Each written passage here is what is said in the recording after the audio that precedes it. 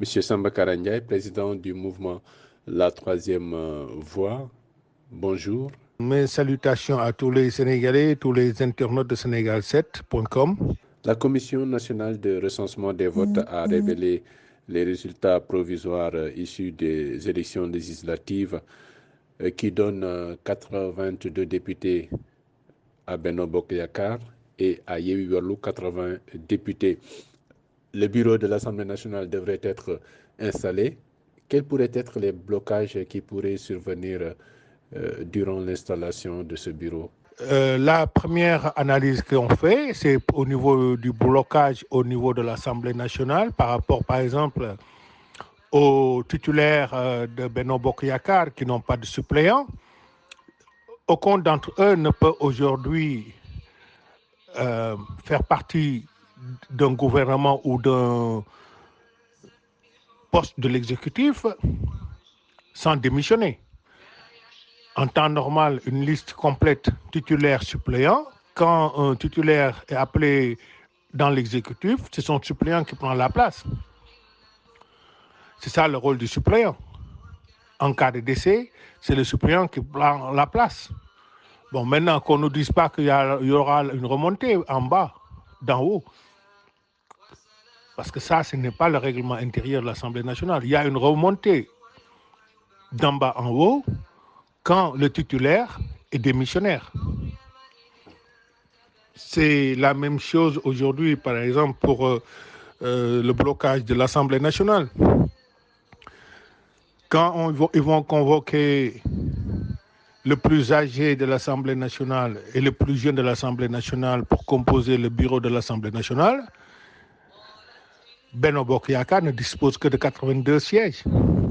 Il lui faudrait un siège de plus pour avoir une majorité par rapport à son choix de président de l'Assemblée nationale et des 8 vice-présidents et donc les questeurs et tout le reste.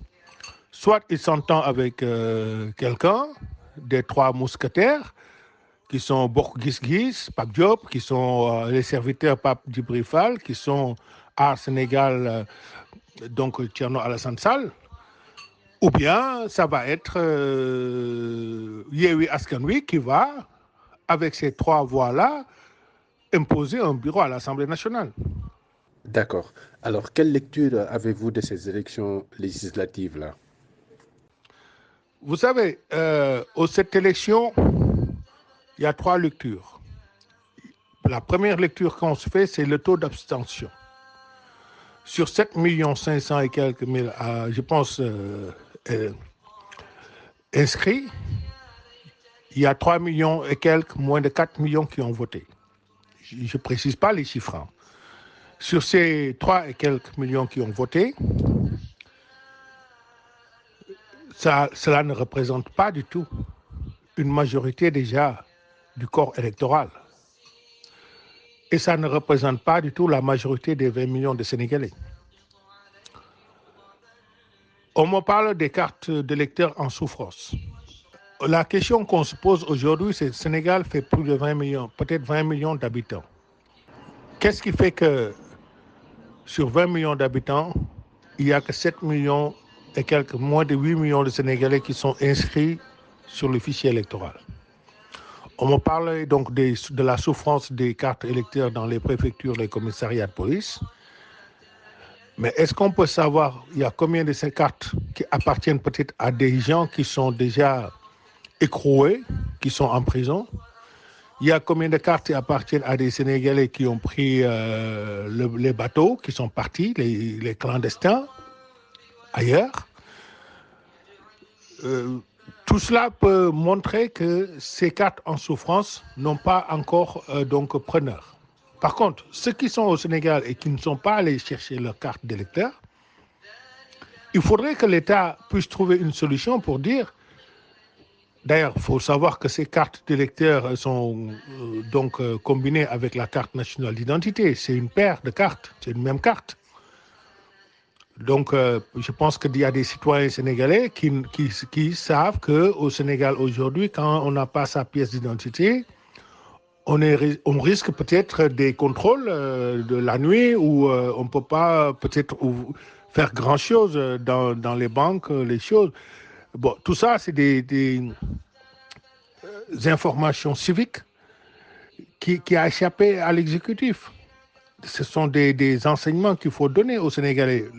C'est une façon civile de faire de ces Sénégalais des citoyens modernes et civiques qui comprennent la chose électorale. C'est vrai que le vote n'est pas, disons, une obligation, c'est pas mais c'est un devoir moral de voter. Aujourd'hui, on va avoir une Assemblée nationale qui ne représente pas la majorité des Sénégalais.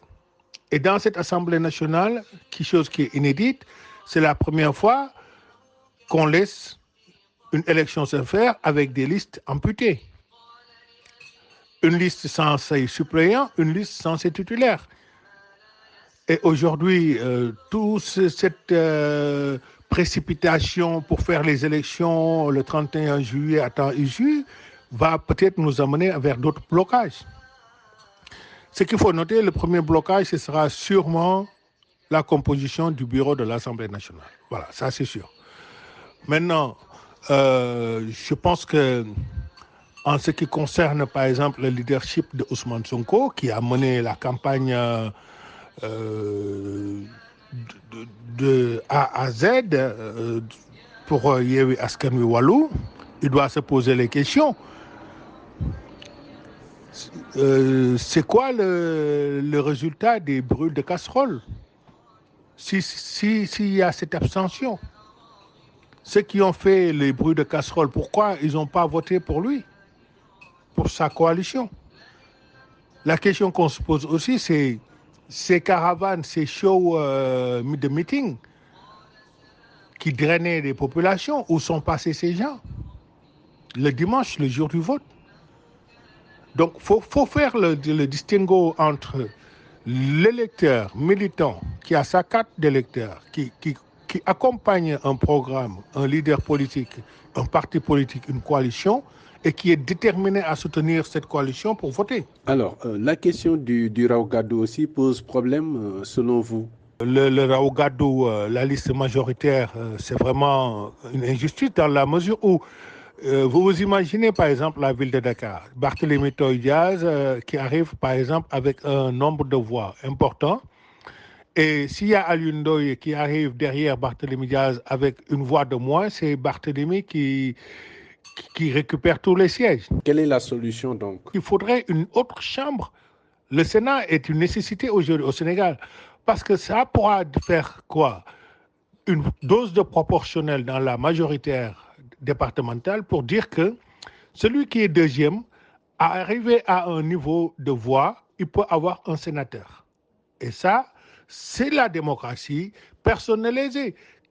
Vous voyez la frustration de ces autres militants qui ont voté pour quelqu'un d'autre qui se retrouvent à tout perdre à cause d'une voix.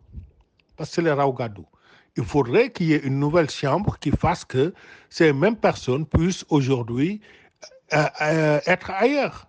Et donc, je pense que le Haut Conseil territorial n'a pas de sens au Sénégal aujourd'hui. Il faut supprimer cette assemblée-là qui ne sert à rien du tout et restaurer le Sénat. Voilà. Donc, je pense qu'il faut une dose proportionnelle dans les départements pour pouvoir permettre à ceux qui sont deuxièmes d'avoir quelque chose au Sénat.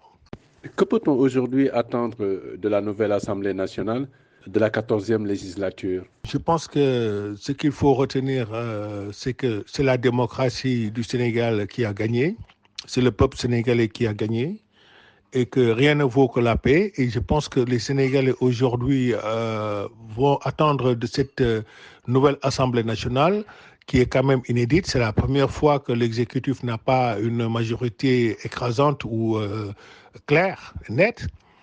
Maintenant, on va voir aussi si Ousmane Sonko, ce qu'il disait est vrai, qu'il y a des coalitions qui sont faites par Macky Sall. Donc, on va voir sur les trois coalitions qui ont profité du Forest ce qu'ils vont amener à l'Assemblée nationale. S'ils vont suivre la majorité parlementaire Yewwi Askan Wi Wallu dans les propositions de loi ou projets de loi, on verra ça. Maintenant, est-ce que Macky Sall va faire un forcing pour imposer son bureau à l'Assemblée nationale? Ou est-ce que Macky Sall va juste écouter le peuple, le pouls du peuple, pour essayer de faire un gouvernement d'union nationale et essayer de faire aussi participer l'opposition à des projets de loi qui seront là pour le peuple? Je pense que maintenant, l'opposition, d'une manière générale, doit pouvoir aujourd'hui, quand je parle de l'opposition, c'est aussi l'autre majorité, parce qu'il y a deux formes de majorité. L'une avec 80 députés, Yewwi Wallu. Quand les trois mousquetaires vont se rallier à Yewwi Wallu, ils sont majoritaires dans le vote. Parce que, comme l'a bien dit un avocat élissimement célèbre de ces contre-vérités, Benno Bokk Yakaar, avec 82 députés, n'est pas majoritaire. Il faut un autre député de plus pour qu'il soit majoritaire. Il y a 165 députés à l'Assemblée nationale, 83, 82. C'est ce qui fait la majorité. Maintenant, si les trois autres députés, d'une façon unanime, libre, suivent les votes de Yewwi Wallu, à ce moment-là, il y a un blocage. La majorité est du côté de Yewwi Wallu. Voilà, c'est, je pense, l'enseignement qu'on peut tenir, à mon humble avis, de cette élection. Mais ce qui est important, c'est qu'il n'y a ni gagnant ni vainqueur. C'est le peuple sénégalais qui a gagné et qui attend autre chose. Et je pense que tous les leaders politiques doivent avoir un autre type de langage à proposer aux Sénégalais que des insultes, des invectives, des menaces. Les Sénégalais ont besoin de programmes, de leadership et de vision claire et nette pour les accompagner dans les années à venir.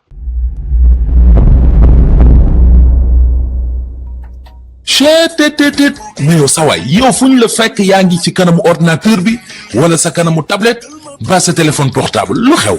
mais damay lire ay information waaw xoolal boo bëgg am ay information yu leer nañ et en temps réel duggal ci www.senegal7.com ay information yu wóor. man de maa ngi application Sénégal 7 lépp lu xew dama koy jot ci sama téléphone ci tàng bi te nag application Sénégal 7 am ko yomb na da ngay dugg ci Play Store wala Apple Store nga télécharge ko rek xam li xew ci réew mi ak la xew ci bitim réew te nag dara du la ci umpu. Vous voulez des informations en temps réel? Cliquez sur www.senegal7.com. Sénégal 7, le roi de l'information en temps réel.